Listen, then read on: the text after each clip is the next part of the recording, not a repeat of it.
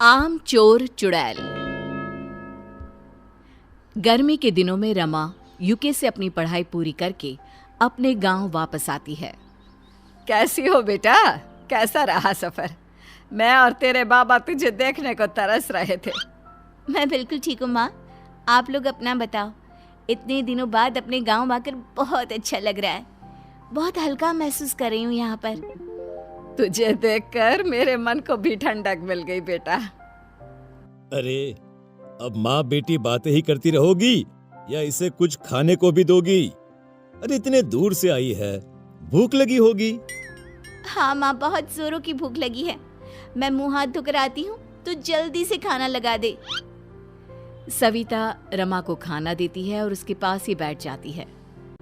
बेटा कितनी दुबली हो गई है तू, खाना पीना छोड़ दिया था क्या वहाँ? अब देख यहाँ कैसे तुझे मोटा करती हूँ। सविता चुपके से रसोई में जाकर आम ले आती है। आम को देखकर रमा की खुशी का ठिकाना नहीं रहता। खाना छोड़ रमा आम पर झपट पड़ती है और कहती है, तुम बहुत अच्छी हो माँ। आम खाने को तरस गई थी मैं वहाँ पर। तुम्हें तो सब कुछ पता है। आखिर माँ जो हूँ तेरी। खाना पीना खाकर दोनों माँ बेटी आराम करने कमरे में चले जाते हैं। शाम को रमा उठती है और बाहर गांव में घूमने जाने की इच्छा जताती है। माँ मैं बाहर टहलने जा रही हूँ। ठीक है चली जा, लेकिन रात होने से पहले आ जाना बिटिया। रमा खेतों के पास टहल रही होती है, तभी उसे पास की गुफा से किसी के रोने की आवाज सुनाई देती है। वो सहम जाती है, पर फिर हिम्मत करके उस गुफा की तरफ जाती है और उसके दरवाजे को खोल देती है। कौन है? कौन रो रहा था? तभी उसके सामने लंबे दांत, बड़े बड़े नाखूनों में चुड़ैल आकर खड़ी हो जाती है। चुड़ैल? मैं आजाद हो गई। अब मैं तुम्हारे शरीर का इस्तेमाल करके इस गांव के सारे रसीले आम खा जाऊंगी। गर्मी का मौसम आया, रसीले आम साथ लाया। रसीले आम की ताकत से मैंने सबको कट्टे पतले बनाया। मुझे छोड़ दो, मैं अब कभी यहाँ नहीं आऊंगी। चुड़ैल हंसने लगती है और रमा के शरीर में चली जाती है। इधर सविता और रमेश को रमा की चिंता होने लगती है। रमेश सविता से कहता है, अरे तुमने रमा को अकेले जाने ही कैसे दिया? उसे तो रास्ते भी ठीक से याद नहीं होंगे। कहीं खो न गई हो मेरी बच्ची। मैं जा रहा हूँ उसे ढूंढने। मैं भी आपके साथ चलूंगी। रमेश और सविता दोनों रमा को खोजने निकल जाते हैं। थोड़ी देर घर से निकलते ही उन्हें सामने से रमा आती हुई दिखती है। अरे कहाँ चली गई थी बेटा?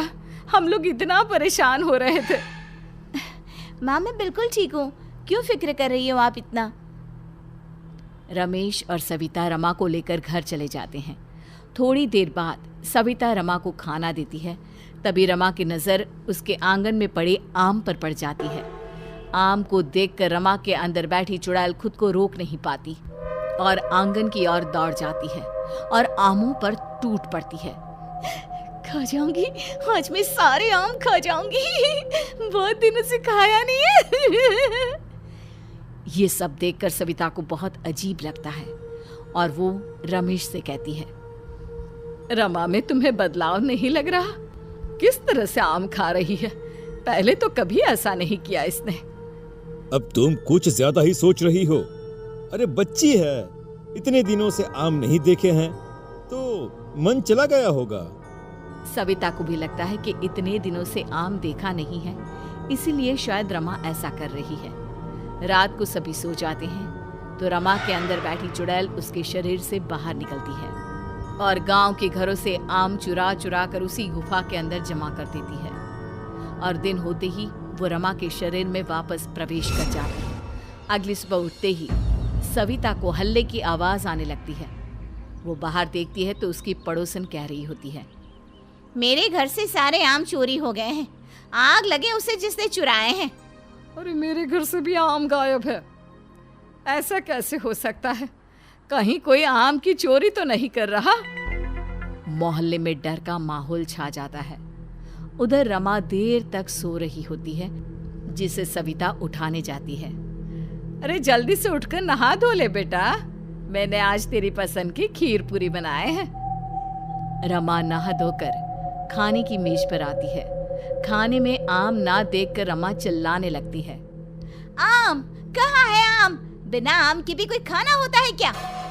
अरे बेटा, कल तूने सारे आम खा लिए थे, आज और आम ले आएंगे तेरे बाबा। हाँ, तब तक तू ये खाना खा ले। नहीं, मुझे आम चाहिए अभी के अभी। रमा खाने की थाली पटक देती है और गुस्से में चली जाती है। ये देखकर सविता डर जाती है। उसे लगता है कि कोई ना कोई गड़बड़ जरूर है। रमा दिन भर सोती रहती है और शाम होते ही उठ जाती है। ये देखकर सविता रमेश से कहती है, मेरी रमा बीमार है और हमसे छुपा रही है। अरे बाबा, ऐसा कुछ नहीं है। वो बेचारी इतने दूर से आई है तो थकान हो गई होगी। तुम बेकार में चिंता कर रही हो। फिर भी अगर तुम कहती हो तो मैं वैद्य जी को बुलवा लेता हूँ। वैद्य जी रमा को देखकर कहते हैं, बिटिया को कमजोरी हो गई है, जितना ज्यादा हो सके उसे खिलाइए पिलाइए, सब ठीक हो जाएगा। ठीक है। वैद्य के जाने के बाद रमेश कहता है, देख लिया, कुछ नहीं हुआ है तुम्हारी बेटी को।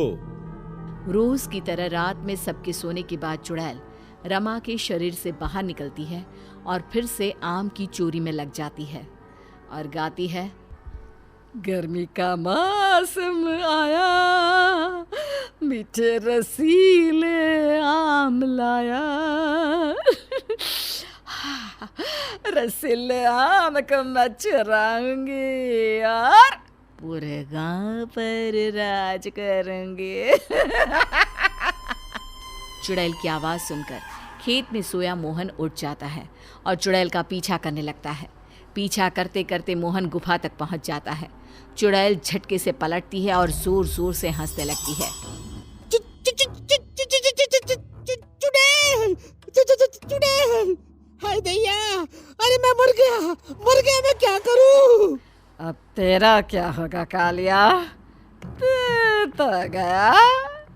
मुझे छोड़ दो, मैं तुम्हें रसीले आम खिलाऊंगा, छोड़ दो मुझे।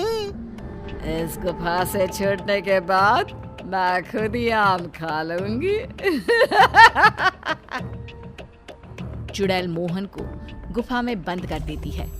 आम की चोरी का सिलसिला इसी तरह चलता रहता है। गांव के लोग आम की चोरी से परेशान हो जाते हैं। सारी औरतें आपस में योजना बनाती है।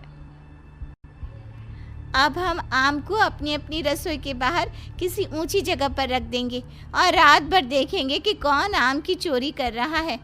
जैसे ही चोर आम चुराने आएगा, हम उसे रंगे हाथों पकड़ लेंगे। हाँ, हम ऐसा ही करेंगे। सभी औरतें यही करती है।